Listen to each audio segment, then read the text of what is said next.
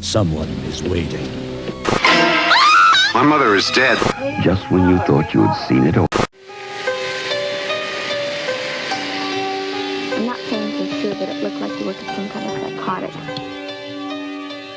What's the boogeyman? Friday, the 13th. 12 of her friends were murdered. Of course I'm sure. You think I'm crazy? Christy, you have been highly imaginative since your father's accident. Well, welcome to the Hysteria Continues, episode number 4. Who thought we'd get there? So we're almost halfway to double digits. As ever, I'm joined by our intrepid team of slasher aficionados. My name's Justin. I'm the webmaster of Hysteria Lives. Also joined by Joseph from the Body Count Continues. Hi, Joseph. Good morning, everyone. Good morning, or good evening as it is here, afternoon. This is what the transatlantic podcasts are all about. Right. Also, Erik from Dublin. Hello. Hi, Erik. And Nathan, or AKA Axe to Grind. Hello, everybody. Hi, how are we doing today? Drunk, are you? Oh, No. It's only 4 o'clock in the afternoon. What kind of person do you think I am? Well, you are Irish. I hope that's not a slur, but I am sat here with a little glass of red wine myself, so we shall slowly be getting sozzled together. But I imagine it's a bit too early for you guys in America, isn't it?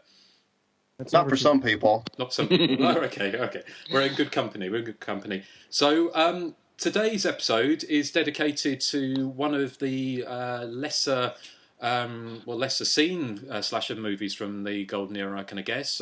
It's Mortuary, which we're going to talk about in a bit more detail later. It's a kind of a cheesy bonbon, which is, I think, may divide opinions here, and certainly I've changed my opinion of it over the years. We've also got an interview with one of the cast, which we'll come to later, which we're very excited about.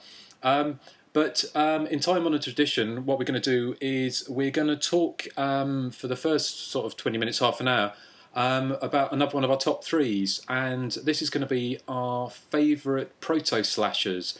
And by proto-slasher, what that actually means is kind of any film, I kind of guess, that was made before Halloween, so pre-1978. And a film that could be seen as influencing the later films.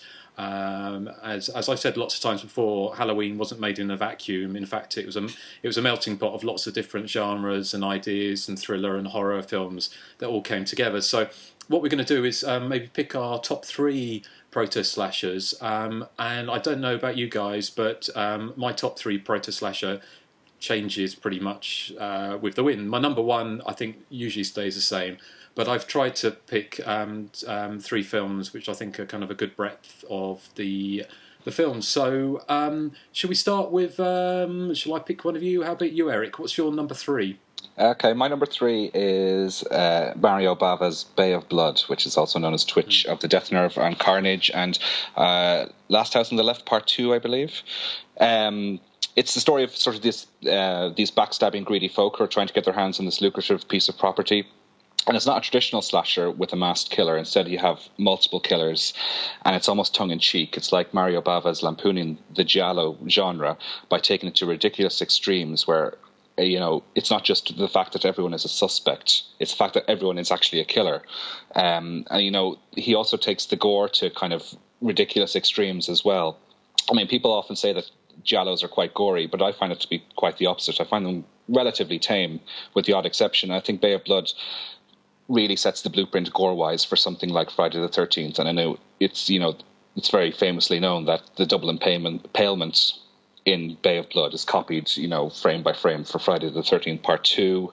The machete in the face is kind of similar to the machete in the face from the guy in the wheelchair in Friday the 13th Part 2 as well. You also have a Crazy Ralph type character in the guise of that tarot card reader who Justin, I think, looks like Susie Sue. I do. Not pretty enough. She's all wavy hair and dresses in black, and she has a really shrill voice. Oops, did I say that? It's not Toya. It's also got these sort of like brainless teenagers that you get in the classic slasher movies, and they drive around in this fantastically cheesy June buggy that I never thought actually existed outside of cartoons, but apparently they did. And they like break into people's houses and dance around to kitsch music and get their just desserts.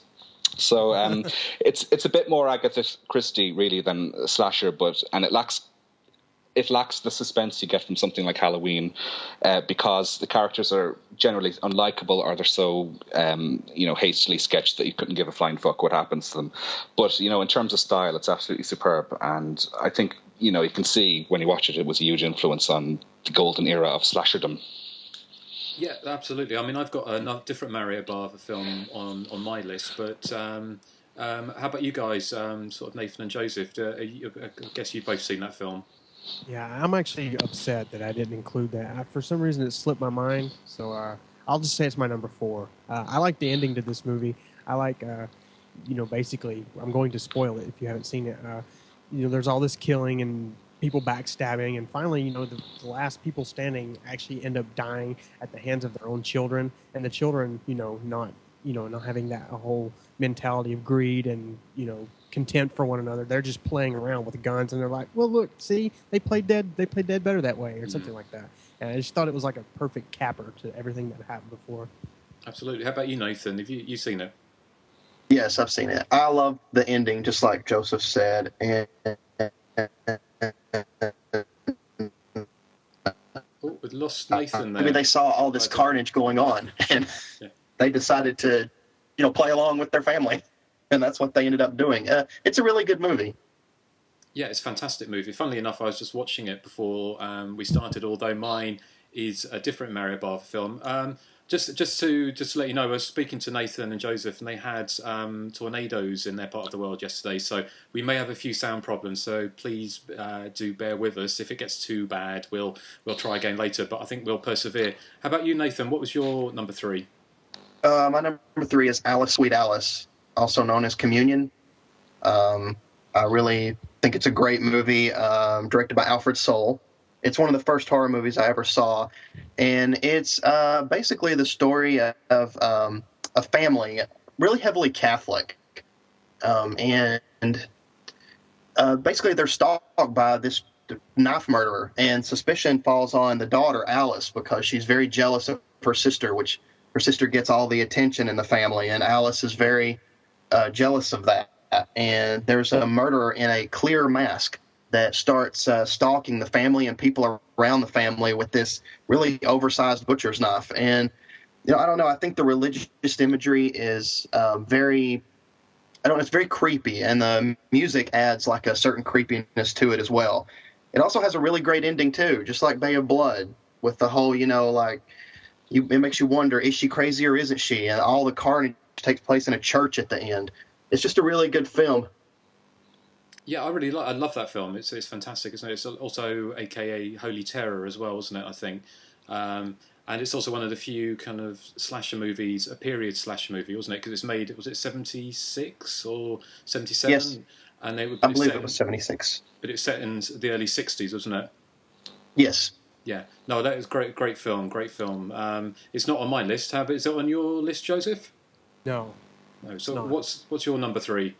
My number 3 is a movie from 1977 called Rituals. A backwoods proto-slasher starring Hal Holbrook. It's sort of a take on Deliverance, but it has it doesn't have any of the ass raping, unfortunately. Yeah. Bum raping. Bum raping. Yes. Basically, it's these. We eavesdrop into this group of surgeons, and they go out to the woods to kind of break the shackles of everyday city life, kind of get back to nature. And what the film does is that it gives these conversations of them discussing their medical ethics, and then once they get into the wilderness, one of the characters talks about how the cauldron they are entering was rumored to be hit by the moon from the Native Americans. They had said that the moon had bumped into this area and it created this magic force field sort of. So I think that it acts as a metaphor for these surgeons entering this almost magic area where they will face their ethics head on by this killer who is a surgical deformed from World War II.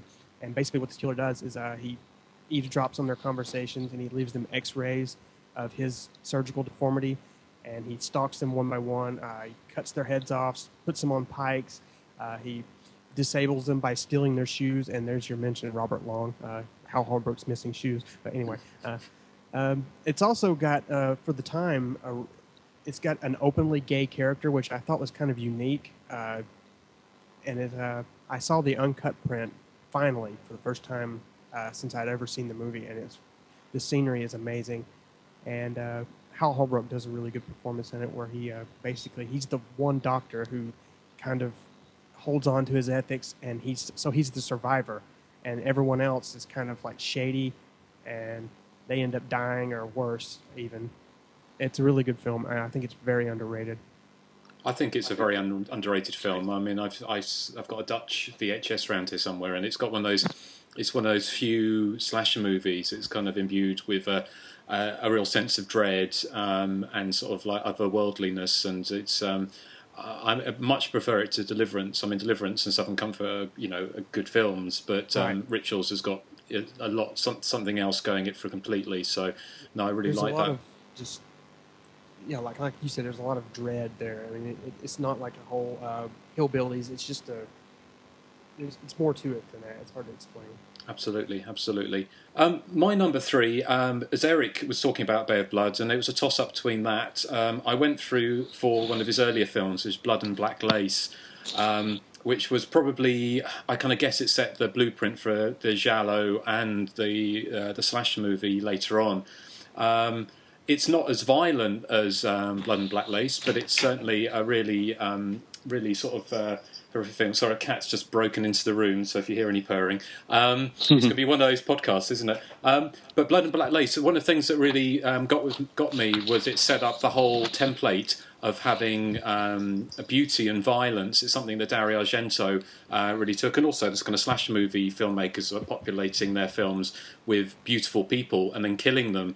I mean, if you haven't seen Blood and Black Lace, it's basically the first film that sets a giallo in a fashion house populated by beautiful people, or beautiful women specifically, and they're being bumped off one by one by a killer in black leather gloves, a fedora, which again is kind of possibly is a later nod from Nightmare on Elm Street, and also has a white face, like a featureless face.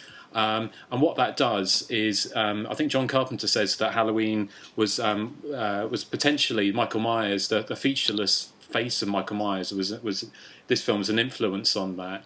I really love this film, and it's beautiful. Bava's films are always very, very beautiful. And this was made in 1964, so was many years before Halloween.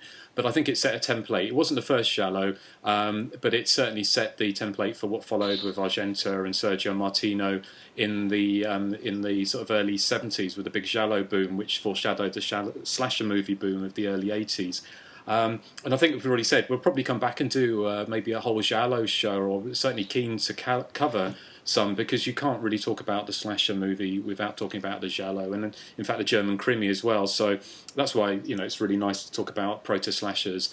And certainly without the giallo, we certainly wouldn't have Halloween or Friday the 13th, as Erik has just said. So that's my number 3. How about you, Erik? What's your big? Well, my number 2, coincidentally, is Blood and Black Lace. Ah, right. Okay. I was trying to think of something other to do than another Mario Bava film, but I mean, these are my favourite films. So I mean, you've said it all, with Blood and Black Lace being the first giallo as we know it. I'd say. I mean, it wasn't the first giallo per se. It has that wonderful Mario Bava lighting. I mean, everything is lit very unrealistically with lots of blue and pink, and that obviously Dario Argento picked up on that in the 70s. I feel like it's set in modern day 60s, if that's not a oxymoron. It's set in like the modern day when it was filmed, but it has this really antiquated feel to it, like it was like all the interiors are really grand and sort of castle-like, and it's adorned with like lavish drapes and very ornate, so it gives it that sort of classical feel, like he instilled in things like Black Sunday and Kill Baby Kill. And as in Bay of Blood, there's no final girl as such. There's final villains, which is kind of subversive, I suppose. You end up with these, spoiler alert, 2 people who play out the last sort of 10-15 minutes of the film and end up getting their just desserts. But I mean, it is a terrific film, and the look of the killer is certainly very slasher-esque. It's some kind of, as you said, sort of body stocking that the killer wears that removes all features from his face. Obviously an influence on the look of the shape in Halloween. And also, I think wasn't that the mask in Eyes Without a Face was also one that Carpenter said was influence for the look, which was also incredibly creepy. Not a slasher film as such, but anyway, Blood and Black Lace is my number 2. Excellent. How about you, Nathan? What's your number 2? My number 2 is Black Christmas. I mean, it is my second favorite movie of all time, so I had to pick it for this one. It's a really good movie, and I love the whole idea of, the Christmas, which is supposed to be a bright, cheery time of year, and this being obviously Black Christmas, a really dark Christmas film. The sorority, I mean, everything about it to me is really good. The music, the setting, that sorority house is very creepy. I mean, I wouldn't want to live there in the daytime, much less at night over the Christmas holidays. But the killer's phone calls are probably the most memorable thing about Black Christmas for me. The whole Billy and Agnes, and just the way he talks nonsense. I mean, everything. He never actually talks to the girls when he calls. It's like he's reading a script from his childhood, doing different voices of his family. And the death scenes are really nice. I particularly like Margot Kidder's scene with the unicorn. And of course, the ending is very creepy. And I think anybody listening to this podcast knows Black Christmas very well. So, I mean, that's basically my thing, is the highlights of it. That's what I love about it. It's a great film, and it's certainly coming up on my list, so I won't talk about it anymore. Joseph, is it on your list? It is, and it's not the next. So keep quiet. Okay. You spoiled it for everyone. Sorry, Joseph, you're very quiet there again. Are you?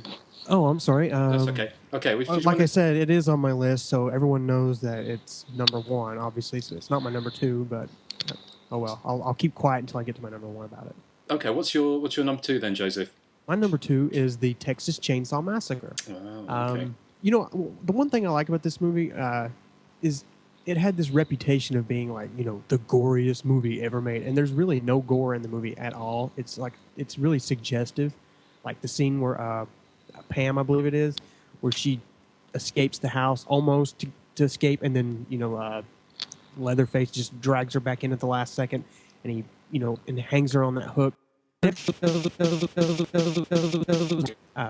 It's basically suggested by her screams, and I think a lot of people, just basically look at the title because it's so of like knives into flesh or chainsaws into flesh, and they're like, "Ooh, that's so gory," and they haven't even seen it. But it's just one of those movies that has it's really suggestive, I think, and it's not gory at all. I think it gets under your skin by suggesting certain imagery. It's certainly it's one of those films where people say, "Is it a slasher movie?" And of course, I mean, it is a slasher movie, isn't it? I mean, it's got teenagers being you're hacked opening up up. wounds with that one. So I know, but it is a slasher movie, isn't it? I mean, yes, it is. I think sometimes people are. It's funny, even with people who are fans of the subgenre, can be quite snobbish, in so much they almost think Texas Chainsaw Massacre is too good a film to be a slasher movie. And what it is ultimately is as I say, it's a tale of teenagers going out on a road trip and then being hacked to pieces. I mean, it doesn't get more slasher-esque than that, and I think it definitely deserves a place as a proto-slasher. And interestingly, I mean, that kind of neatly segues into my number 2, is a British movie which is called the British Texas Chainsaw Massacre, or it's certainly compared to that, and that was Frightmare.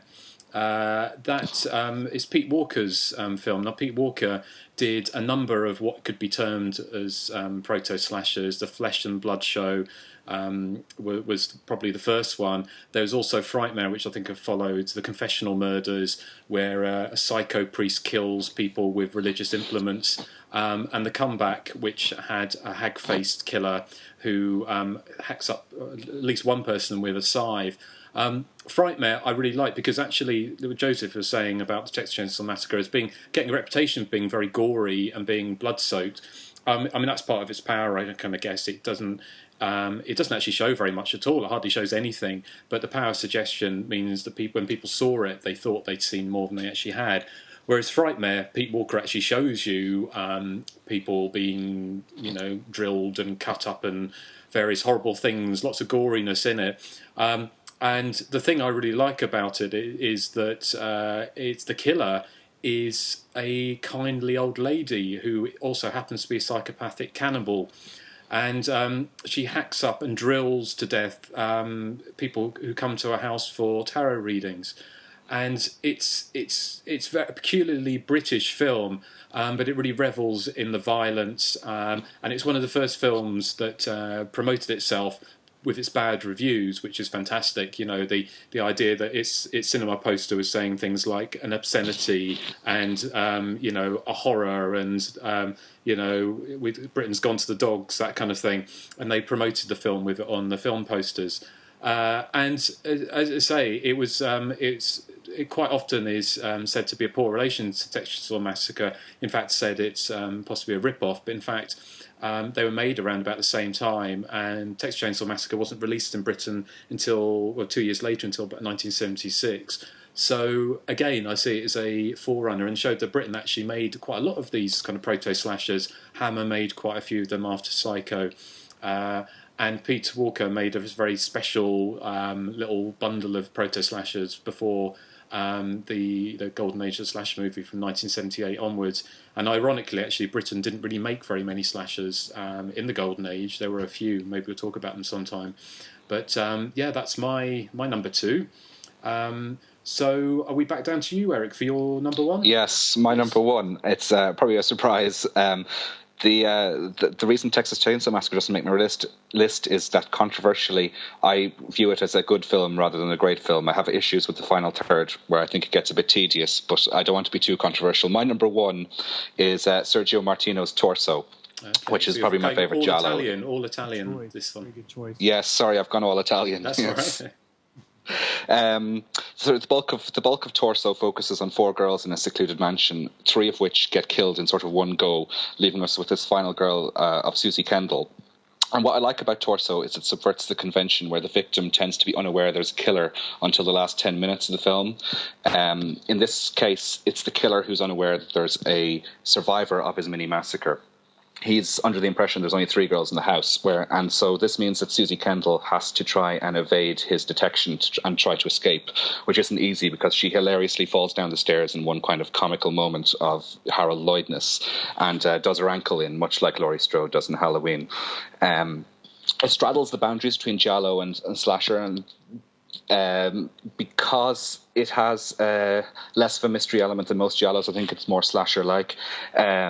You have things like there's a couple necking in a car who get offed early on in the film. You have a girl being chased through the woods by a masked killer, and she falls over and loses complete control of her legs and falls into a puddle, you know, very much a slasher convention. There's also a shot where a stream of blood trickles down somebody's arm, and it's almost shot for shot the same as the scene at the end of the raft sequence in The Burning. But I think, like, generally the whole sequence where Susie Kendall finds her dead friends and where she comes face to face with the killer is just incredibly suspenseful. And I think, you know, Sergio Martino often gets overlooked because he made some cracking films in the 70s, I think, you know, All the Colours of the Dark, Strange Vice of Mrs. Ward, and even his later sort of trashier ones where he was sort of slumming it, like 2019 After the Fall of New York, I think are terrific. So that's my number 1. It's Torso. Excellent, very good choice. Torso. I just want to add to that. I think Torso has the most beautiful women in the movie, in any movie I've ever seen, ever. It's a great film, isn't it? And it's one of those films that is, again, when you're looking at the cross-pollination of the slasher movie and the giallo, Torso certainly was playing American drive-ins in the mid-70s. And you know, I always feel like I pick on John Carpenter by saying he's ripped off this, that, and the other for Halloween. I mean, and I've, you know, been on record, and maybe I said it last week about another film that almost made my list, which is Blood and Lace, which has the killer, the crispy faced killer at an orphanage. And which opens with a scene that's almost identical to the scene in Halloween. But certainly, as Erik said, you know, coming and finding your friends dead. I wouldn't be surprised if John Carpenter had seen Torso, because these films were doing the rounds. I mean, a lot of the Italian films were doing the rounds. Blood and A Bay of Blood did the rounds in the 70s. So did Torso. So did a number of these films. Even Fulci films were doing the rounds in the drive-ins in the 70s. So yeah, very good choice, Erik. Thank you. How about you, Nathan? My number one, I'm going to be predictable here because it's my favorite movie of all time. So, of course, it's going to make it, and that's the Texas Chainsaw Massacre. I mean, it's my favorite movie of all time just because I remember the first time I saw it. The hitchhiker scene, I thought was really weird. And then I kind of wondered where was this movie going. I didn't know where, they were taking it until Kirk heard that noise in the house, and then Leatherface opened that door for the first time and hit him with that hammer and then slammed the door. And after that, I was just hooked in. I had to keep watching. I had to know where this movie was going. And it has a great feel to it. And I know somebody once said that it has almost like a documentary kind of feel to it. And I could see that. I could really see where somebody would think it had that kind of look to it. And I don't know. I think that it has great acting in it because Marilyn Burns is terrific as Sally, especially when Leatherface is behind her with the chainsaw and it's showing her face. And her frightened face is very believable. Oh, absolutely. I mean, it's a great film. I mean, I can't really say a whole lot more about it because, like with my number two choice, I'm sure everybody's seen the Texas Chainsaw Massacre. Yeah, I mean, I certainly have. I'm sure most people listening to this would have seen it, and I think you can't deny its influence it's had on the subgenre over the years. And I just say, I always, to come back to the fact that it is often overlooked as a slasher movie, and it's, and we're in this because we do love the subgenre, and we sometimes used to forget how much it's hated by most people. Certainly most film critics really hate it, and the film critics that love the Texas Chainsaw Massacre would say it's not a slasher movie, and certainly I don't see there's any problem with calling it one because, I love the subgenre. I don't see it as a slight to Tobe Hooper's film at all. How about you, Joseph? I mean, what's your number one? Well, I was actually going to be predictable and go with Black Christmas, but I think I'm going to change my mind. My number one is a little movie called Savage Water. Savage Water, I think. Just kidding. Actually, well, it could have throwing aside, like a nice little twist in the tale. So, yeah, well, it is Black Christmas. It's my all-time favorite film of any genre. Actually, it's perfect. I think it has really cold, isolated atmosphere. It's populated with really genial, likable characters. It has an extremely scary killer. Like Nathan said when he named it as number two, when he calls these people, he doesn't threaten them per se. He just kind of basically recants his childhood, and there's like a story there. If you listen really carefully, it's basically about him harming or possibly sexually abusing a child or a baby, and his parents find out, and it basically, I guess it warped him, and so he climbs into this attic in this sorority house, and he kind of recants it to these, poor, unsuspecting sorority girls, and then he ends up killing them, and then he makes and I like that, they threw that in there because it kind of leads into the open ending of does Jess really survive? Because once the whole ordeal is done and they pretty much cleaned up the house, you hear the phone ringing, so you have to ask, is she dead now? I mean, it's a great film. I mean, it's probably no surprise. It's my number one as well. I mean, it's one of, certainly in my top 5 favourite films of all time. And just a funny little aside is I remember seeing it for the first time back on the BBC on British television, probably back in the early mid 80s. And they accidentally showed it for the first time I saw it anyway, uncut. Before, back in the early 80s, certainly it wasn't like you've got HBO now in the States and in Britain as well. I mean, you can get away with swearing pretty much anything on television after the watershed, which is 9 o'clock. But the C word is a word that's not very often uttered on the BBC. And what, Christmas? Christmas, no. Well, no, we were watching the film. I was watching the film, my mother and my grandmother, and it got to the scene where, I'm paraphrasing, when it says, "I want to lick your pretty pink cunt." And I can remember sitting there mortified. It's that kind of thing. And we just, in a very British way, just pretended it didn't happen. So, but fantastic film. I think it's an amazing film for all the reasons it's already been said, and all the reasons Joseph just said. It's genuinely scary. The phone calls are frightening. It really goes. It's a really frightening film. Surprisingly, it wasn't actually a big success when it was released. It kind of flopped, I think, when it was first released. I think they. It's obviously a Canadian film, and they thought it was going to be quite a big box office success, and it wasn't. So it's kind of classic case, I kind of guess, of a film that was ahead of its time. I really like Olivia Hussey as the final girl in the film before, I kind of guess, the term was even invented, because she has that innocence, and that she's just incredulous, I think, that things are going on.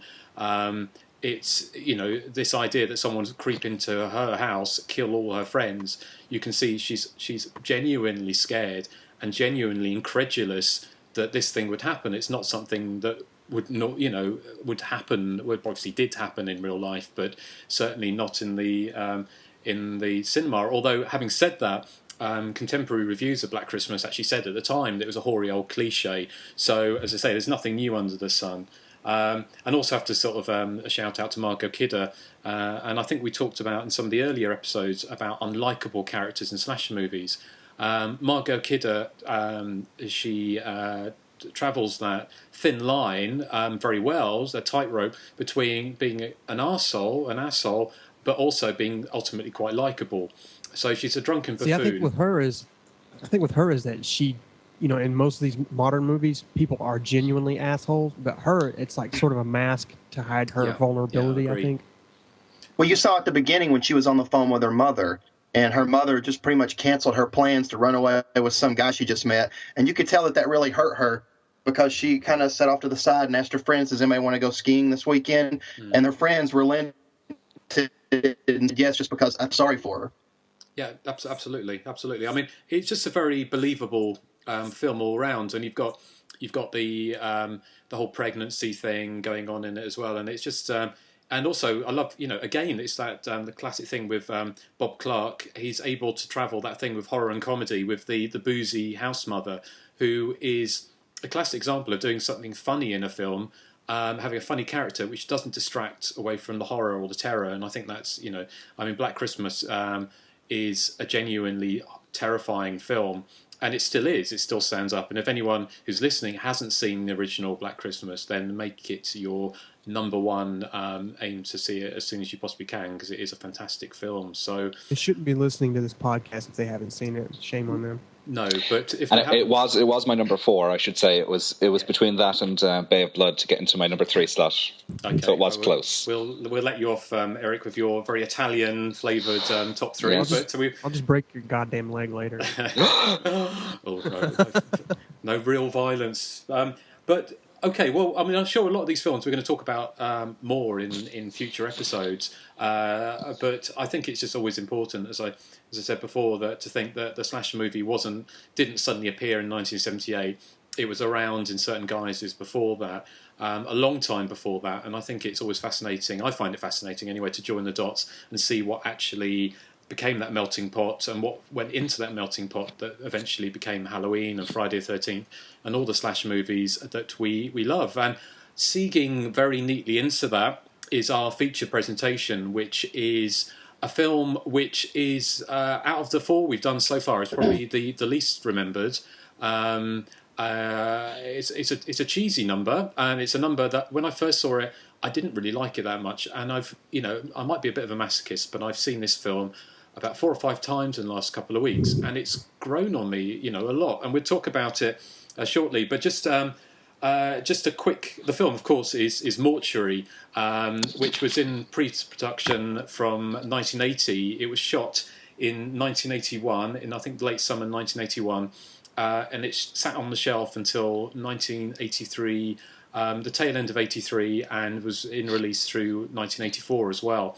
It was one of those films which was caught in the glut the slasher movie boom. I think we may have already mentioned this, but there were so many films made to cash in on Halloween and specifically Friday the 13th that there just wasn't enough room to release them all, and this is one of the films.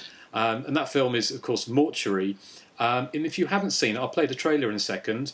But the synopsis is Christy Parsons suffers from sleepwalking and recurring nightmares about her father's death. Christy's mother thinks it was an accident, but she's convinced it was moida. Christy is harassed by a figure carrying an embalming pipe and dressed in a cape. Nobody believes her, even one of her boyfriend's friends goes missing. The mysterious spectre seems to hide out in the local town mortuary, which is owned by one Hank Matthews and his demented son Paul. Meanwhile, Andrews and Christy's mother are performing weird rituals with a bunch of women and seances. Will Christy unmask the killer before he adds her to the slab? And before we go on, I shall play you the trailer.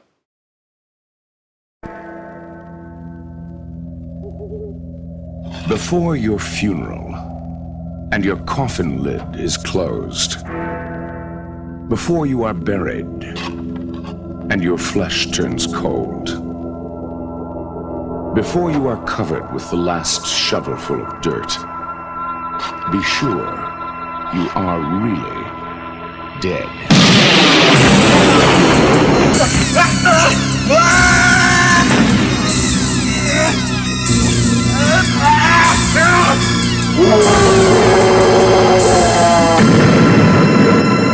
Mortuary. Michael Berryman, who was in The Hills Have Eyes and other films, sounds like he's being attacked by an elephant. He's not being attacked by an elephant. We'll just talk about it in a second, guys. But just one thing I did find out I just wanted to bring up, because if you've seen that trailer, it's got absolutely nothing to do with the film at all. It's the trailer and the cinema poster paint the film as what you would imagine is a zombie movie.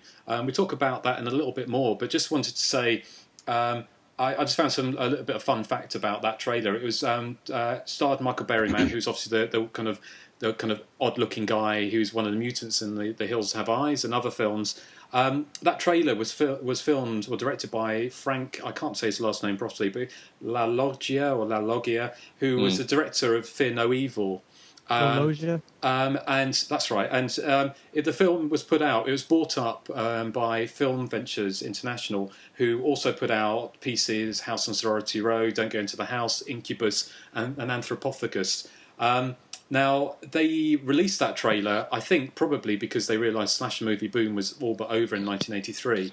But funnily enough, they said that the trailer actually was more trouble than it's worth, because apparently a number of stations, mostly apparently in Texas, would not show the trailer, even though it's very innocuous, because they said they were promoting death with the trailer.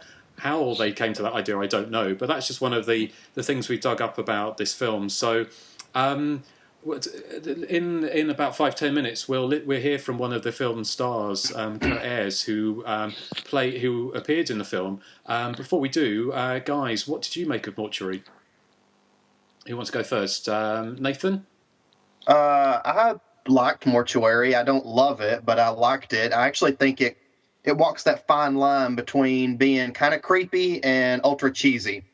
Like, for every scene where Christy is sleepwalking and walks out into that dark yard and hears the whispering of her name, there's also a scene of Bill Paxton skipping through the graveyard. So, yeah. I mean, there's like a serious scene which I could be tense about, and then something kind of cheesy will happen, and I guess it lightens the mood of the movie. I don't know if that's necessarily a good thing, but I still enjoyed it anyway. Plus, it's got Linda Day George and Christopher George in it, and they're awesome together in any movie. Absolutely. How about you, Erik? What was your take on it? Yeah, actually, it's a film I really, really enjoyed. I've been watching this a few times over the past few weeks to get ready for the podcast, and it does grow on you, I have to admit. As Nathan said, it's borderline cheesy and scary. I mean, there's one fantastically scary moment where, to me anyway, where the killer breaks into Linda Day George's bedroom. He just bursts through the window all of a sudden. And I think one of the film's trump cards is that the pasty-faced mask that the killer wears is really, really creepy. It kind of reminded me of the demon in The Exorcist. You know, the one that flashes up briefly during dream sequences. It has that look about it. It's really creepy. But then, as you say, it gets really, really cheesy. I mean, Justin, you're a goth. I imagine you probably. I used to be a goth, Erik. I imagine you probably hung around mortuaries a lot when you were young. You know, writing poetry and things. Did you ever find a machine gun in a coffin? A machine gun? No, but I never hung around. I used to hang around graveyards. Mortuaries a little bit too much, I think. But no, yeah, right. No, but it's a terrific film. I think cheesy, scary, not a huge body count, and not a lot of gore apart from that first murder of Josh. Is that the character's name? He gets stabbed in the stomach with the mortuary pipe, the embalming pipe. Yeah. Which makes it look like you're in for a real Friday the 13th gore-a-thon, but it doesn't pan out that way, but it's still a good film. Just before I come to you, Joseph, just very quickly to say the British release, the pre-cert release, was cut quite heavily. So I don't know, I haven't seen the uncut version. And I was about to say something on that, yeah, because there's a scene where somebody is murdered. I can't remember which one it is, but the print I have cuts really abruptly, like the music cuts mid-note. Right. It looks kind of obviously like a censorship cut, because I think I have the same print as you, Justin. Mm-hmm. So have you seen the uncut version, Joseph? We had it on Vestron Video. I believe it was probably uncut. I don't think there was any... I can't really recall any scenes that were choppy or anything. It seemed to flow fairly smoothly, so I don't think ours was cut. I don't either, because I don't remember a scene where during a murder the music cut off like you're speaking about, Erik. I don't think that there was a scene like that on the Vestron version. No, I mean, when I watched it, I didn't see. For me, there was the bit where Josh gets killed with the embalming pipe. It's quite gory. It's quite bloody. And there wasn't really any other murders in the film, was there? There was towards the end, but not. You know, it's one of the things I thought they could have had more murders if they'd killed off some of the roller derby crew. That made it more fun. It's one of minor criticisms of the film. How about you, Joseph? What did you make of Mortuary? You know how there's that whole thing where in Happy Birthday to Me, Melissa Sue Anderson came under fire for kind of shedding that whole Little House on the Prairie image to do this horror film. I think this film kind of ups the ante with Mary Beth McDonough. She kind of makes a mockery of the Waltons by rolling around on shag carpeting naked. I always got a kick out of that scene, and of course Nathan mentioned the Bill Paxton hopscotching through the graveyard. But one of my favorite lines in the film came from Christopher George. It's when the hero, the guy that looks like one of the Duke boys or something, the blonde one, looks like Bo or whatever. He's in the mortuary and he's talking to Bill Paxton's character Paul, and Christopher George comes in and he's obviously kind of infuriated with him. And so he's like, "Get out of here before I embalm you." And just the way he says it, it's just really hilarious. And another thing I like about Mortuary is the ending. Against all odds of cheesiness, it has this really jarring, sudden final shot of, I think it's Paul's mother, or is it Christy's mother? I can't remember. Paul's mother, yeah. Yes, Paul's mother. She's sitting there amongst the corpses, and all of a sudden she just jumps up, and she's alive, or he's reanimated her or something. But it's really, really jarring. And I think it's like a really brilliant. Yeah, it's like that Girls Not Out ending where it kind of like goes against all the cheesiness that came before it, and it's really creepy, I think. I mean, it's obviously there's no point now saying obviously there will be spoilers in. So, but I'm sorry, there's going to be spoilers. There's going to be spoilers. No, not to worry. There always if we're going to talk about these films, we have to spoil them to some degree. But the thing I didn't understand about the ending, because the whole thing about Bill Paxton's character is he's gone. It says, actually, let me just play. I've got. We're talking about the kind of the dialogue and the cheesiness. Just got a little bit of the. Unfortunately, we can't see Bill skipping through the graveyard, but we can listen to a little bit of that. So here's a little bit of dialogue. So you think that Hank Andrews and my mother are doing this to me? I don't know. Well, maybe they got rid of my father, and now they're trying to make me think I'm crazy. There's only one way to find out. Hi, Christy. Hi, Greg. Hey, man, you scared the shit out of us. Oh, I didn't mean to. I brought these for my mother's grave. Do you like them? Mm-hmm.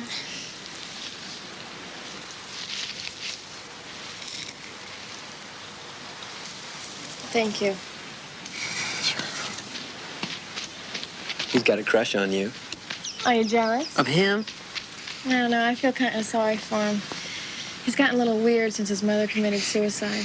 I'd be weird, too, if I had Hank Andrews for my father. And on top of that, locking me up in a mortuary when I was a kid with dead bodies. No kidding. So can you guess who the killer is? And of course, the killer is Bill Paxton. But the thing I didn't understand, and maybe you guys can throw some light on this, because what I didn't understand from this was the fact is that Bill Paxton's character went mad because his mother died, but in fact his mother's not dead. And so why is he killing everyone if his mother's not dead? Unless his mother's a zombie.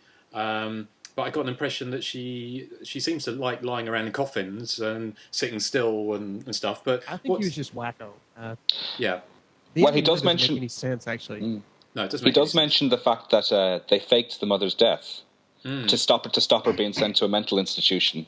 Right. Yeah, it does get kind of convoluted. But can I ask? Around the 50-minute mark, that we see the killer tapping on the window, and he says, "Open the window" to Mary McDonough's character, and it's quite obviously to us, anyway, well, to me anyway, quite obviously is Bill Paxton. Yeah. I mean, you know who Bill Paxton is now. Is it meant to be a secret still at that stage? Because like when Mary Beck unmasks him later on in the film, she goes, oh, "Paul." I know. Well, she does go, "I recognised his eyes. His eyes." But in some bits of the film... So if I tapped at your window with just some white face paint on, would you know it was me? Probably. He'd invite you in. I might phone the police, but if you were doing that... It's sort of like the Superman thing. You know, Superman, Clark Kent wears glasses, to be Clark Kent. And he takes off the glasses and he's Superman. Yeah. Well, I think Bill Paxton puts a little bit of paint on his face. I think He-Man and Prince Adam are the best example of that. It's like He-Man is Prince Adam in just a pair of underpants. I mean, how can people not tell? No, absolutely. I couldn't tell. But the thing was oblivious to my childhood. In some bits of it, he had obviously at the end they pulled the mask off, but in some bits of it, it wasn't a mask. And some I think in the first murder, I don't think it was Bill Paxton, was it? It's probably a different number of people playing them. And we're talking about the film being cheesy and scary in some bits. And I really like, one of the bits I really like is the whole sequences where Linda Day George is killed and the chase around the house. It reminds me, and I wrote about this actually when I wrote the review of Mortuary, probably 10 years ago or so, or maybe longer, was that it really reminded me of Scream and the killer in Scream. It's kind of in the long black robes with a white face. And not just the look of it either, but the way the killer jumps out from behind doors and chases Mary Donna's character around the house. And also the scene, it's obviously aping Halloween and Jamie Lee Curtis running, trying to get the neighbours' attention. Although Mary McDonough doesn't do that in this, she does run away. And there's a very good sequence, which I think is quite suspenseful, with Bill Paxton's character holding the embalming pipe, chasing her through the neighbourhood. And I think that's really good. And another little factoid for you is, in my research, I found that she, I think she twisted or broke, I think she hurt her leg filming those scenes, and she had to film the rest of the film with a soft cast on her leg. So those are the perils of being a final girl in a slasher movie. And I was hoping it's probably as good a time as any. We'll come back and talk a little bit more about it after we've heard from our guest, a person I'm going to be interviewing. I have spoken briefly with Mary McDonough via email, and she has said that she'd be happy to do an interview at some point. Now, the one thing I did get from her, tantalisingly, is that she said making Mortuary was a trip, and I would love to hear what she has to say about it. But before we go on, what we'll do is we'll talk to Kurt Ayers, who was in the film, and this is an interview that I did with Kurt last Sunday, and so take it away, me.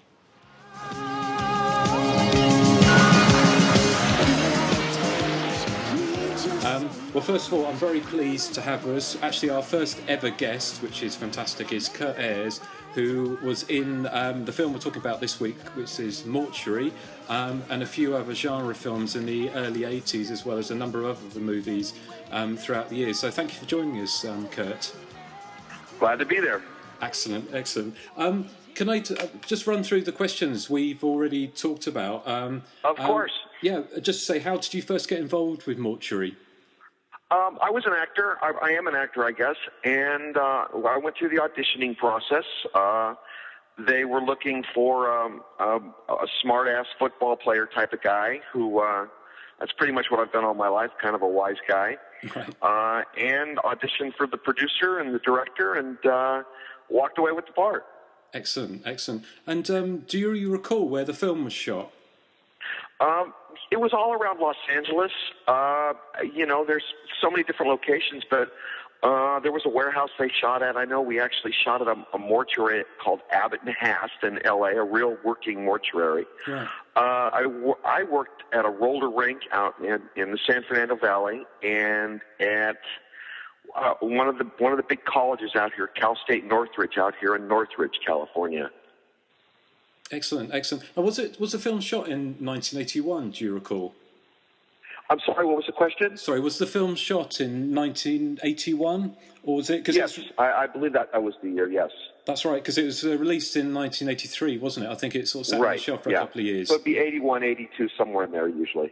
Okay, excellent, excellent. And you say you worked at the roller rink. Was that the same roller rink that you filmed one of your scenes at?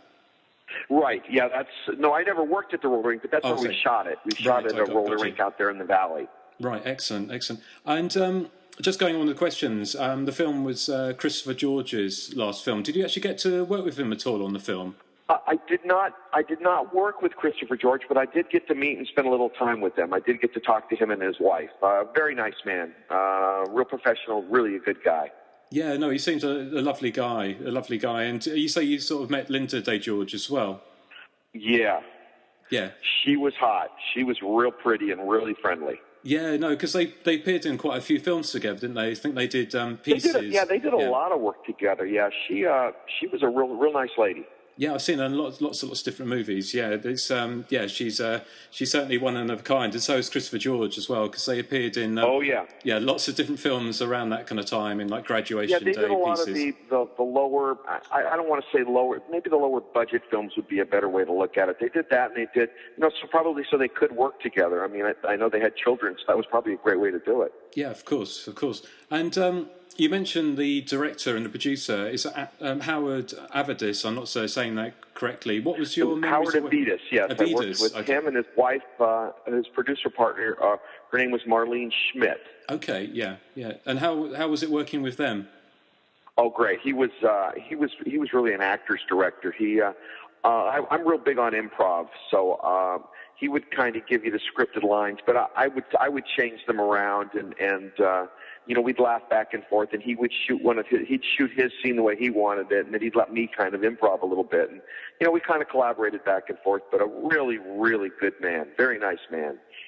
Yeah, he directed quite a few things, didn't he? And you were in They Played with Fire, or They're Playing with Fire. I was going to have a bigger part in They Played with Fire, but I was working on another film at the time, so I couldn't work both of them. But they asked me if I wanted to do the show, and I said, of course. So they actually, the part I played in They're Playing with Fire, there was it was a bartending. I believe I was a bartender at a college bar, and I did bartend in college, which was kind of funny. But that part was actually going to be for Marlene Schmidt, the producer. That was her part. Okay. But she graciously asked me to do it instead, so I could be in their film. Excellent. Because I sort of recognise, is it Beth Scheffel who was with you in Mortuary? She had a bigger part in that film, didn't she? I actually watched it the first time today.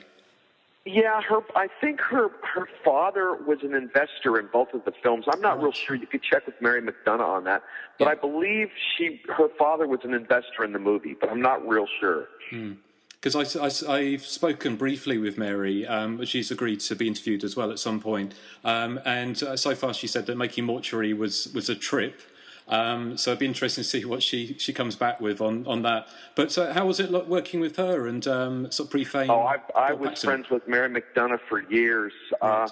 We had the same agent, but in the younger days when we were acting, there weren't as many actors. There weren't as many people involved. I mean, so we all worked on the same shows a lot. We all would kind of work and see each other on the lot. And Mary was just a gracious friend, and we had a lot of good times together, a lot of big Halloween parties, and she really is a good person, really a neat girl. Yeah, she seems like. Well, she seems, actually, all of you seem to have a really good time making the film. And she said it was an absolute trip, and it it was what I love about films around this time. It wasn't taking itself too seriously. It still had some quite definitely. scary moments. No, it was definitely it was a labor of love with Hickman and Marlene, but it was a lot of fun for us kids, because we were just getting kind of new to the business. Mary, of course, had been in it since she was a little girl, and I had been acting a long time, but it was actually the first time that they actually trusted you as an actor to kind of go out of the bubble and kind of do a little improv and do, maybe collaborate back and forth instead of them just telling you what to do. But definitely Mary is a very talented actress, and she continues to work today. No, absolutely. I mean, it's interesting that the woman, Melissa Sue Anderson from Little House on the Prairie, it's a similar show to the Waltons, and I kind of grew up watching both of them in the 1970s.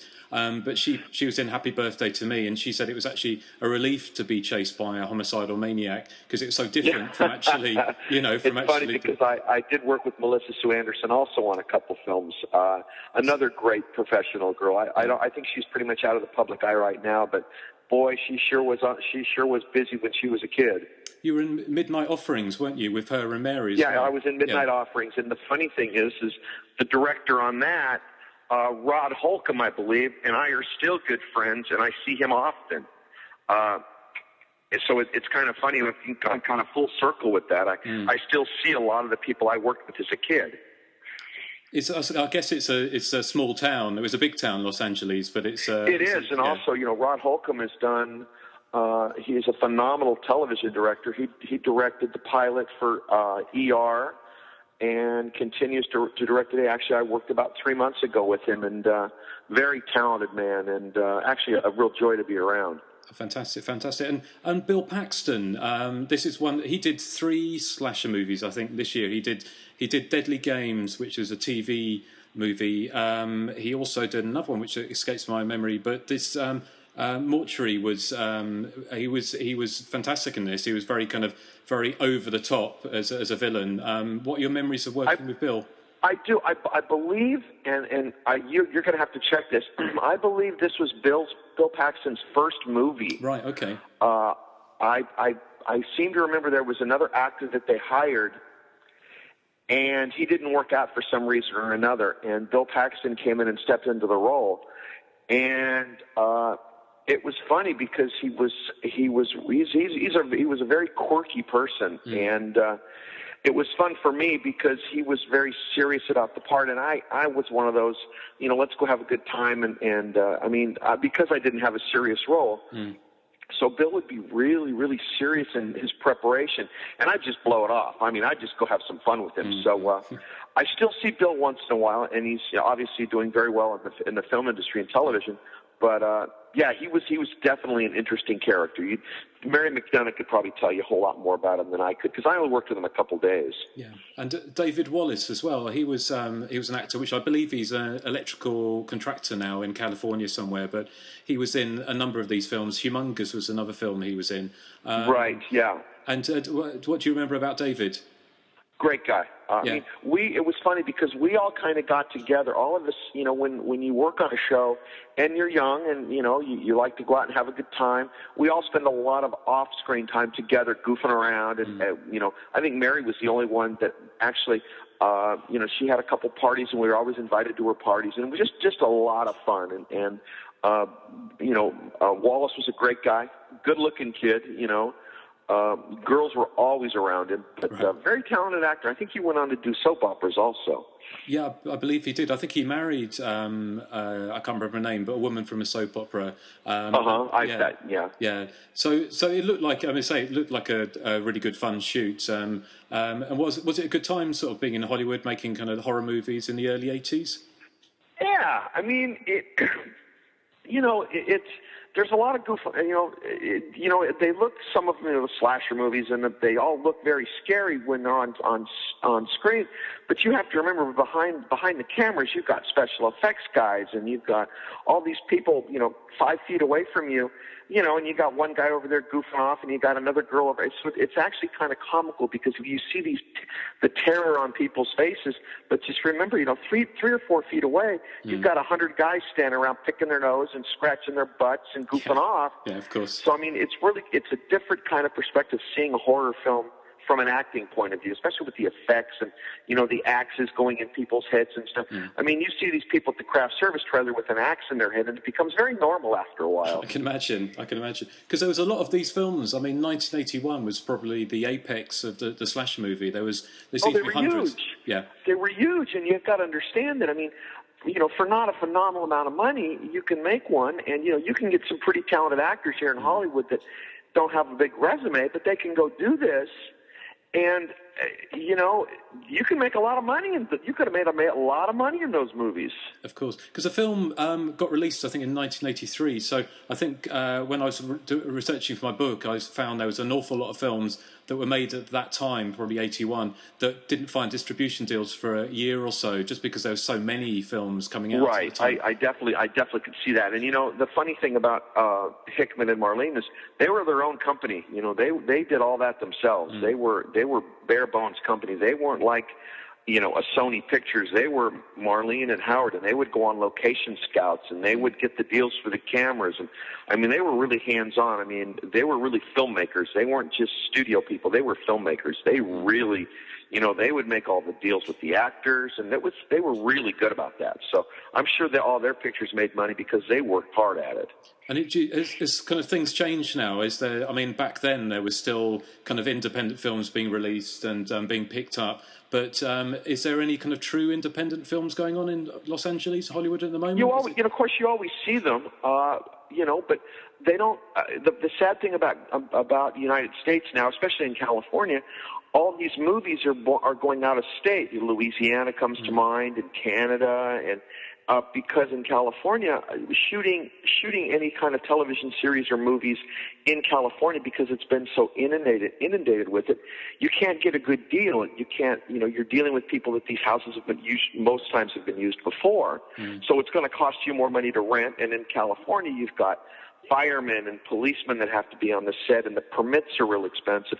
Now, when you go to Louisiana, they waive a lot of that. So you're going to see a lot of young films coming out of there because it's simply cheaper to do. Of course. I mean, it's as I said, the film didn't get released until 1983. Did you ever see the trailer, which had Michael Berryman as a gravedigger?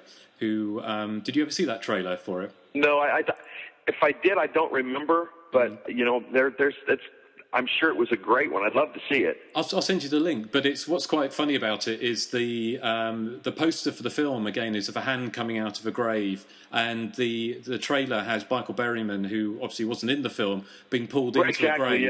Yeah, he's being pulled into a grave by a hand. And you kind of got the impression that by the time it came out in 1983, the kind of slasher movie boom was all but over, and they were possibly painting it as a zombie movie. Exactly. Yeah, but it's kind of. I think what they were doing is trying to hit just any kind of market they could. You know, you catch can on something like that, where you know, you just want people to see it, and they're so popular with kids. They're really popular today. Of course, those kind of movies, but the budgets are so much more money, of course. Well, it's one of the things, when I saw the film a long time ago, probably 20 years ago, actually, probably now, and I saw it again about 10 years later, and I realised that the makeup of the killer, who turns out to be Bill Paxton, looks very much like the killer in Wes Craven's Scream. It does. That's very true. I just wondered if Kevin Williamson had actually seen Mortuary, because he was a big slasher movie fan. So I did wonder if the Mortuary had actually been one of the films that inspired the massive Scream franchise, which would be funny, wouldn't it? Wow, I never thought about that. You know, that's kind of a nice thought, though. It would be great, but wouldn't it? Hickman was. You know, he was trained at USC Film School. He won the George Cukor Award. He was quite a director, filmmaker. I mean, he just didn't step into this thing luckily. He went in and he knew what he was doing. I mean, he knew how to cut a corner and save a buck. So, I mean, he was definitely a filmmaker. Yeah, no, fantastic. And do you just a couple more questions? But do you remember seeing the film at the cinema yourself? You know what? I'll be honest with you. I never saw it in the theater. at the time I was going to school. I played football in college at Arizona State University, and I did it during the summer at the beginning of it, and I never got to see it in the theaters, although my fraternity, we all did go see it at the drive-in, which was obviously quite an experience. Oh, fantastic. Yeah, I can imagine. We bought a keg of beer and snuck a keg of beer in, and it was a lot of fun sitting around drinking beer and watching at the movie theater. I was kind of a celebrity on campus the next day because of my involvement in it, but I never saw it in a sit-down movie theater. Maybe something I should pick up and take a look at. Yeah, well, it would be fantastic. I mean, I would have loved to have seen. We didn't have drive-ins in the UK probably because of the weather, because it rains all the time. Right. But it's one of the sad things, actually, isn't it? A lot of the drive-ins are closed down now, haven't they, in the States? It's not like it was back in the 80s. Yeah, there's very few. I work in California still, but I actually live in Austin, Texas, and they've got some really neat old theaters called the Alamo Draft House, and they show a lot of these movies on Friday nights. They'll have a mortuary party, and they'll serve black drinks and all different kinds of stuff, and black cakes, and then they actually invite some of the actors that were in it to come speak on it. So it's actually kind of fun. I've never been approached for Mortuary, but I have on a couple of the other films I've done. So yeah, I'm sure Mortuary's time will come, definitely, because I collect sort of memorabilia from that time, and I collect the press packs. I actually got one from Mortuary coming off eBay. But one of the things they say back then, when it used to be like single cinemas, they had all these great ideas promoting films back then. Like, for instance, Happy Birthday to Me, they would actually have a birthday cake with a bloody knife, and all those kind of things. Yeah, you don't get it now, do you? Get a chance, get online and check a place called the Alamo Draft House. A quick story, kind of a segue. I did a movie called Zapped about that same time, and I got a call from my wife took a call from the theater asking me if I was the Kurt Ayers that was in the movie, and she laughed and said, "Here's the phone." And I ended up talking to the owner of the theater, and he said they were going to show Zapped, and they invited me down, and I couldn't believe that there was 500 people to see this movie, and signing autographs and posing for pictures. It was actually really kind of fun because my son had never seen that in it because he wasn't around, of course, when I was acting a lot. But they do that a lot, which is still kind of fun for us old actors, Oh, absolutely. Yeah, I mean, it'd be great to, if they do put something like Mortuary on at the Alamo, it would be great to come and see that and meet you in person. I'm sure it'd be a blast. It's a lot of fun, yeah. Yeah, absolutely. Just a couple more things. One of the things I was going to go back, I think I did send in the original questions, was the roller disco. They seem to be one of the things that was in a lot of those movies at the time, like Graduation Day and Mortuary and other films. Sure, all was the roller discos. Geez, they even did movies about them, exactly. I know, there's a Linda Blair one, wasn't there, which was Roller Boogie? And then of course you've got all the roller derby ones and the roller boogies and all that too. I guess it's just because it was just the sign of the time, the skates and the big hair and the big, the lights with the mirrors on them. I guess it just looks good on film. Absolutely, and I did, because I saw the film a couple of days ago just to refresh my memory, and I remember in your scene when I think you were with Beth Sheffel and somebody else, and you seemed to be finding it quite difficult to roller skate. Was that acting, or was that your natural sort of roller skating? Well, I got to tell you, I'd love to tell you I was acting, but I'm not much of a roller skater. I didn't do a lot of roller skating as a child.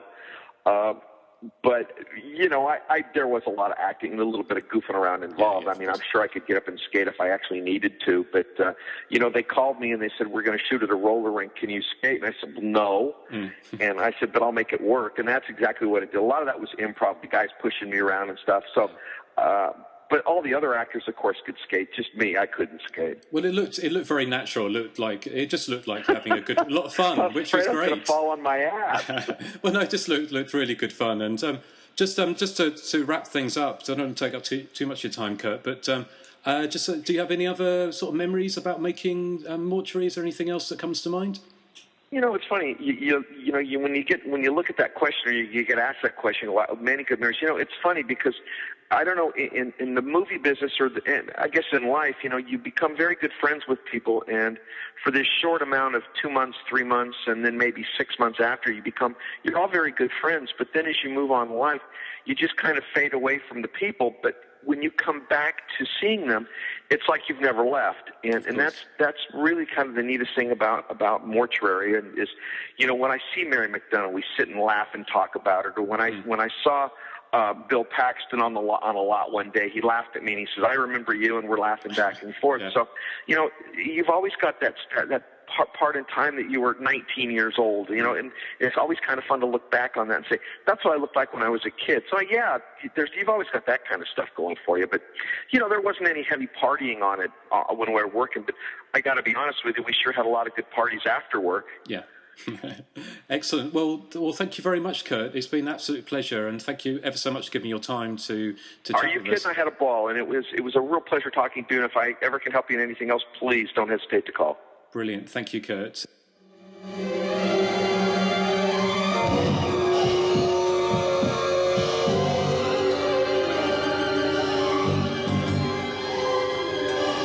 Okay, and that was Kurt Ayers talking about his time in Mortuary. So thank you very much again, Kurt, for taking the time. Guys, have you got anything else you wanted to say about Mortuary? Well, you were mentioning how it was missold as a zombie movie in terms of the poster art and the trailer. The makers of Mortuary went on to produce a film called They're Playing with Fire, which I've been watching this week. And they've done exactly the same thing with that. They've made kind of a soap opera-ish thriller, but they're trying to sell it as a raunchy teen comedy along the lines of Risky Business. And if you watch the trailer for that, they're really, you know, mis-selling it. She gives them an A+ for extracurricular activities, and you know it has Sybil Danning all over him, you know, in just her bra. You know, you're lucky you get VHS. The cover art, yeah.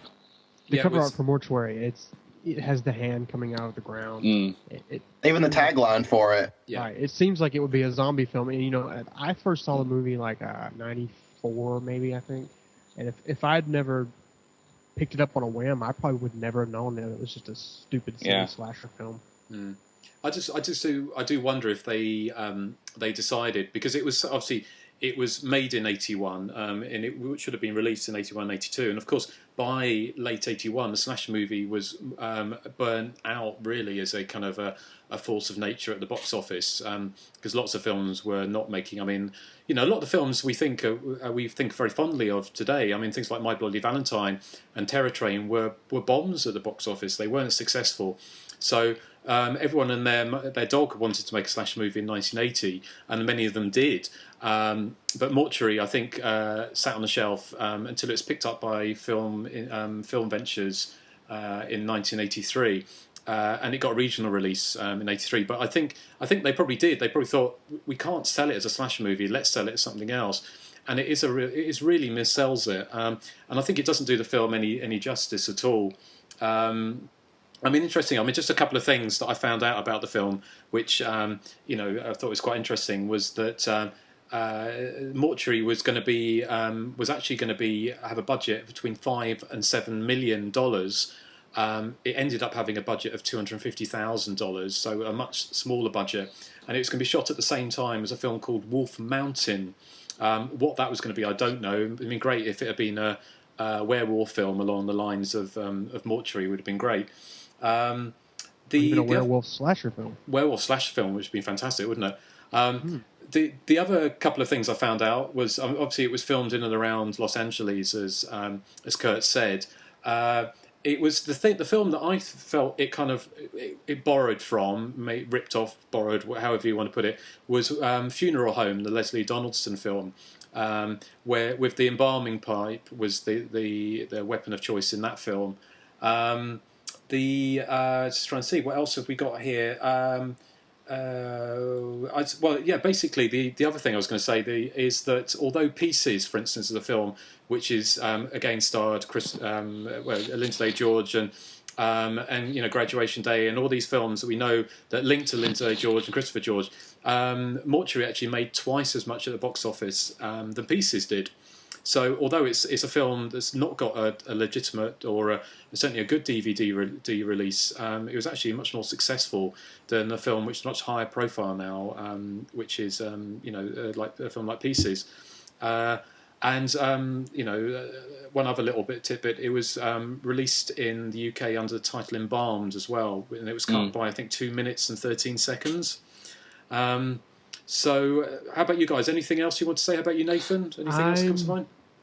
I want to just say something real quick. I'm a little disappointed in Erik right now. We're getting on up there in time, and he hasn't even mentioned the roller disco scene and all the shorts. And yeah. I know. Well, we will be finishing. I'm really ashamed of you, Erik. We will be finishing on the roller disco scene. So, Erik, fire away. What was your take on the fashions?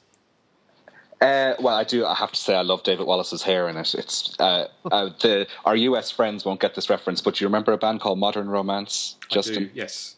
I remember. That's exactly what I think of when I see his hair. But can I just get back to the way it was marketed? Now, I do think they were trying to shoehorn some kind of supernatural element into the film with that whole seance and black mass thing that's introduced early on, but then ends up having really nothing to do with the film. Yeah, it reminds me of they didn't know how to sell the film. They just they kind of froze up, and they're like, "What do we do? Do we just say it's a slasher film, or do we make everyone think it's some kind of supernatural zombie film?" Yeah. I mean, how about you, Nathan? Have you got anything else you wanted to say about? I can't think of anything else to add, although I do kind of wonder what, home life was like for Christopher George and Bill Paxton. Like when he was growing up, I wonder what kind of dad Christopher George was. Yeah. Well, the thing is, I mean, Christopher George, I mean, I've heard rumours that he died during the film's production. Because obviously this is infamously in our kind of circles, that this is Christopher George's last film. I don't think that's probably true, because I mean there's nothing in the film that suggests that he died and didn't finish any scenes. He seemed to be in everything. I mean, it adds a certain resonance, I kind of guess, to the fact that it was his last film, and it's a film called Mortuary. Was it though if it was filmed in 1981? Because he didn't die in 1983, did he? No, but I don't know if did he do anything after this? I don't know. When was Pieces? Was Pieces not 1982? I think Pieces were filmed in 81, but I may be wrong. I mean, again, we're at the, we're taking things from. Well, I'm taking things from places like IMDb, and we all know how reliable those are. But I mean, maybe this wasn't his last film. It seems to be widely said that it was his last movie. There's a couple of little things I'd like to sort of say about it. I really like the soundtrack. I think the music is really, really good. I love the opening theme, which has got like slightly almost like a Japanesey feel to it. It's got like it's very melodramatic, but I think it works really, really well all the way through the film. I think the music's really good. And of course it ends on Mozart, doesn't it? With yes, because Bill Paxton's obsessed with Mozart for no good reason apart from.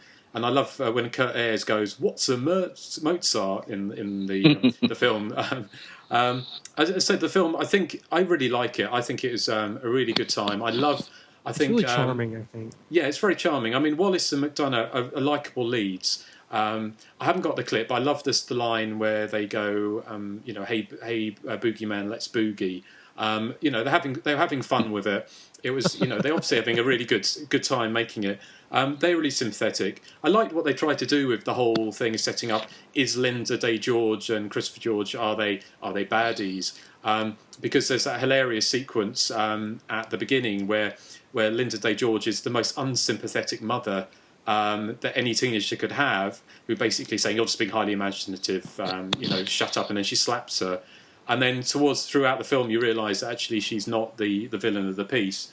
I really liked it. I thought it's a good fun film. I think it deserves to be rediscovered. I think it's one of these films that, some films deserve to be forgotten. Savage Water, and others come to mind. But this film, you'll never forget Savage Water. You can never. Scene, never forgotten. That's the problem. You can't forget it. Absolutely, absolutely. I want to add. There's a scene in Mortuary. It's going to be hard to explain it because it's more visual than it is like telling.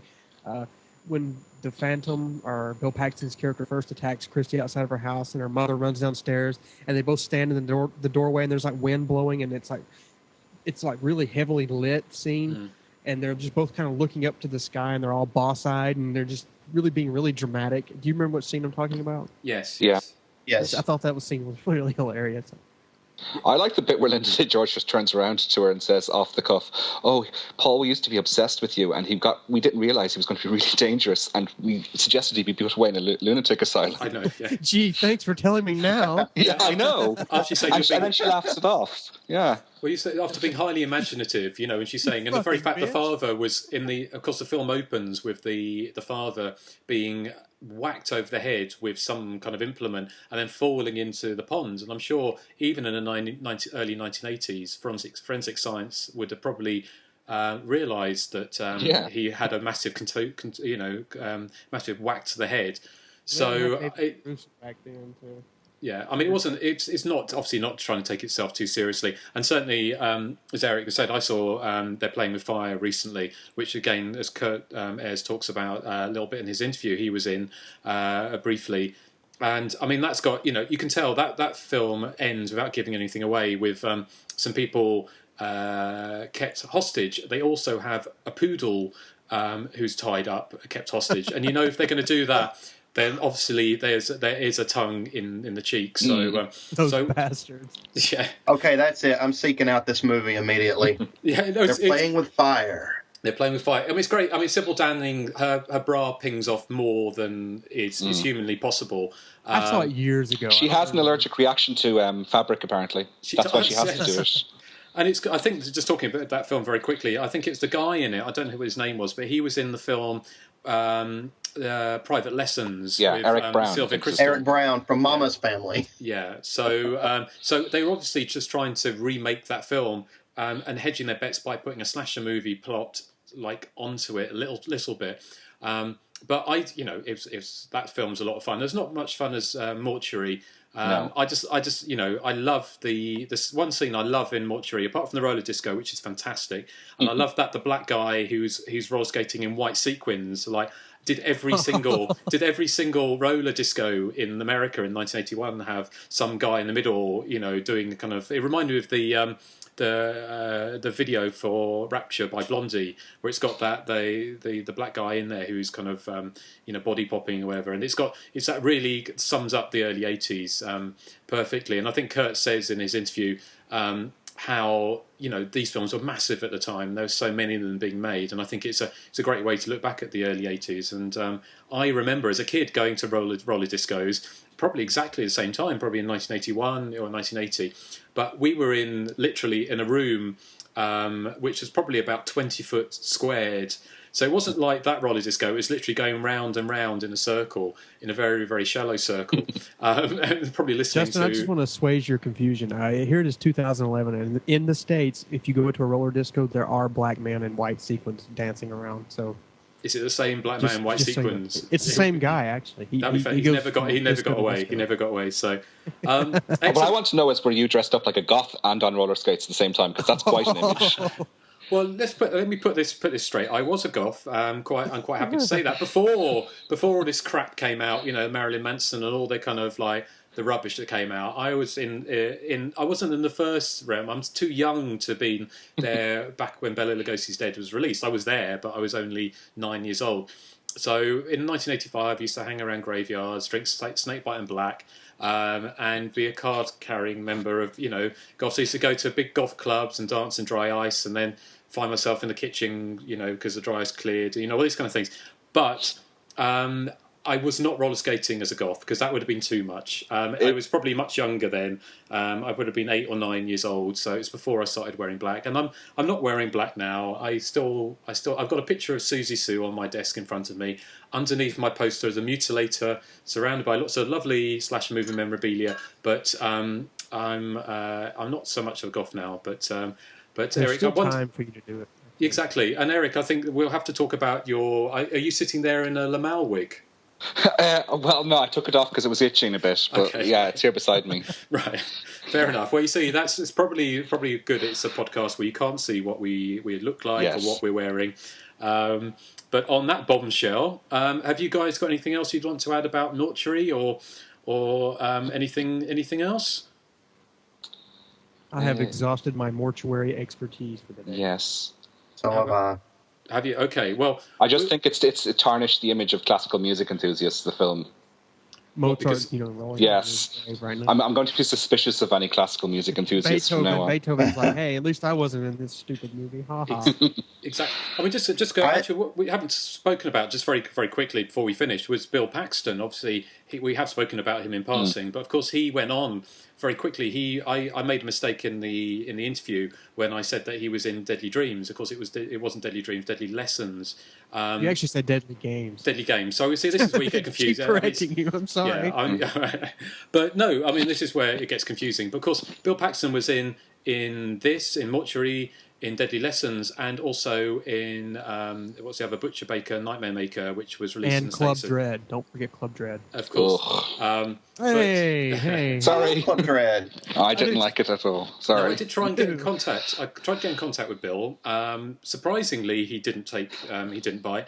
Also, sadly, David Wallace. I did using my special slash movie stalker skills. I did track down David Wallace, I think, and to protect his anonymity, obviously I won't say where I found him, but he didn't get back in contact with me, which is a real shame because I'd love to talk to David Wallace about this film, and Humongous, which is a film that would be quite fun to cover at some point. Because I think he's got nothing to be ashamed of. I mean, this is Mortuary is a good fun film. It was kind of.